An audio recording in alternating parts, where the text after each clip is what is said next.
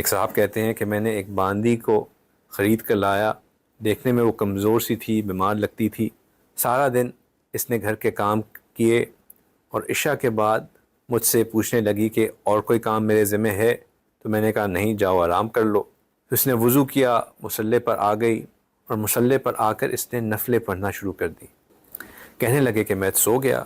تہجد کے وقت جب میری آنکھ کھلی تو میں نے دیکھا کہ وہ اس وقت اللہ تعالیٰ سے کچھ یوں دعا مانگ رہی تھی، کچھ اس طرح مناجات کر رہی تھی کہ اے اللہ، آپ کو مجھ سے محبت رکھنے کی قسم آپ میری یہ بات پوری فرما دیجئے۔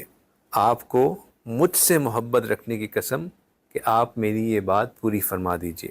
کہتے ہیں کہ جب میں نے یہ سنا کہ اے اللہ آپ مجھ سے محبت رکھنے کی قسم، تو میں نے اس کو ٹوکا اور میں نے اس کو کہا کہ اے لڑکی، اس طرح اللہ سے بات نہیں کرتے، یہ ادب کے خلاف ہے۔ تمہیں یوں کہنا چاہیے کہ اے اللہ مجھے جو آپ سے محبت ہے اس کی قسم، اگر کہنا ہی ہے تو اس طرح بات کرو۔ تو کہتے ہیں جب میں نے اس کو یوں کہا تو لڑکی ایک دم سے جوش میں آ گئی اور کہنے لگی کہ میرے مالک، بات یہ ہے، یعنی کہ اپنے مالک جو اس کے مالک تھے، کہ بات یہ ہے کہ اگر اللہ رب العزت کو مجھ سے محبت نہ ہوتی تو یوں وہ مجھے مصلی پر نہ بٹھاتا اور آپ کو ساری رات میٹھی نیند نہ سلاتا۔ یہ اللہ کو مجھ سے محبت ہی ہے جو وجہ یوں مصلی پہ بٹھائے ہوئے ہے۔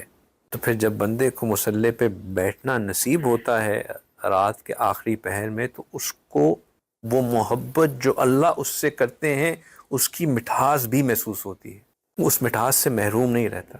اور یہ مٹھاس ایک نشے کی مانند ہے، ایک نشے کی مانند ہے۔ پھر بندے کو جس کو یہ مٹھاس مل جاتی ہے، اس کا بس نہیں چلتا کہ کب وہ رات کا وہ وقت آئے کہ وہ اس وقت بیٹھ کے دوبارہ اس کو چکھے۔